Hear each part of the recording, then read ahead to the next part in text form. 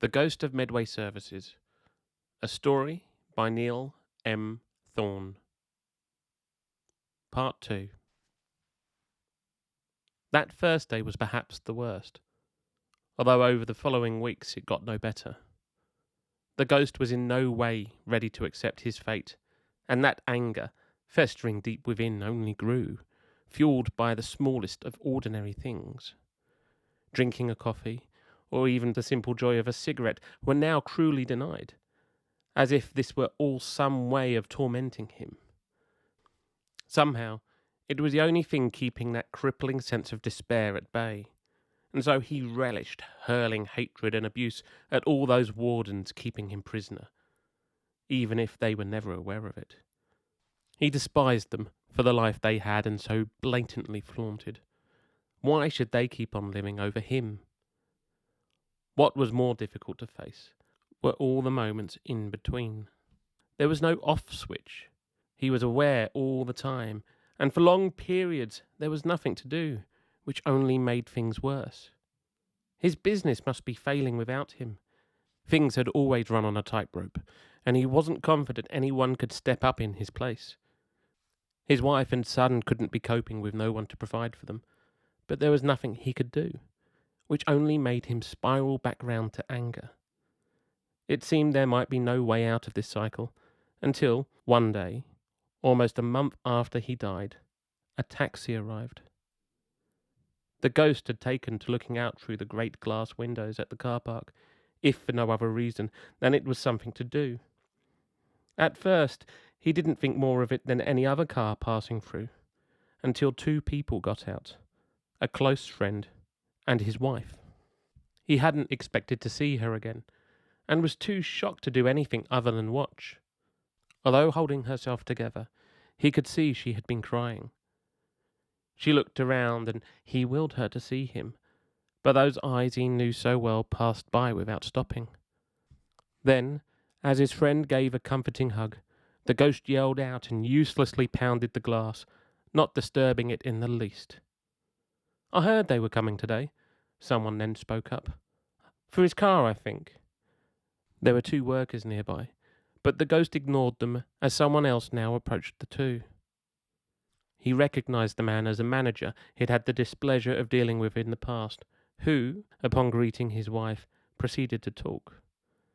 The way she responded, his words were no doubt comforting. A smile and thank you. Then an offer, perhaps refreshments, but refused. He didn't want her to leave, but realised this was the last place she wanted to be. With a final handshake, the manager bade them farewell and headed back inside. His wife stayed a moment longer, neither seeing him or hearing his cries, before turning her back forever, and with his friend bringing her in close, walked over to his car. It had remained there all this time, and he knew that one day it would be taken away, but just not like this.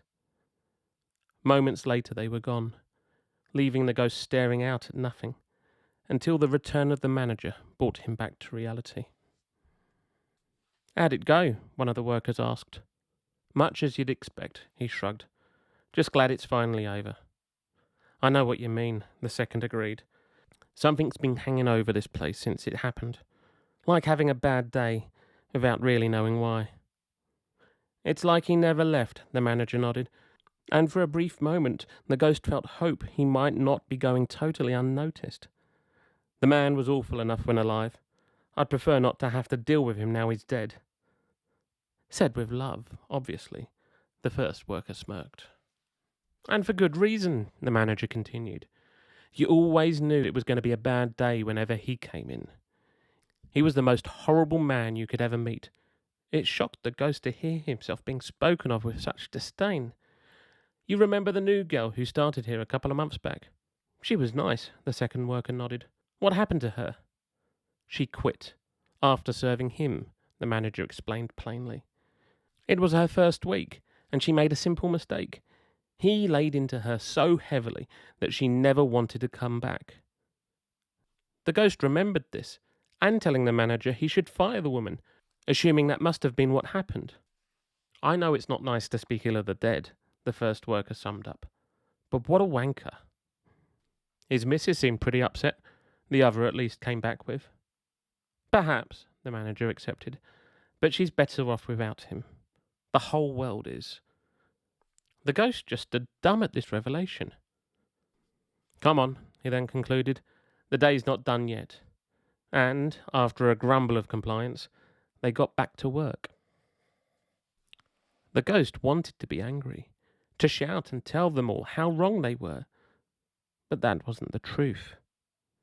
He had always assumed people thought well of him, never giving much thought to those idiots going out of their way to ruin his day. Now, though, he began to understand people hated him, and that not only was the world better off without him, but his wife and family as well. He did not think it possible to lose any more than he already had, but now felt more hollow than before, as if the very core of him had been gouged out. If there was ever a moment the ghost could have fallen to its knees and howled, it would have been then, for he had been left totally and utterly alone.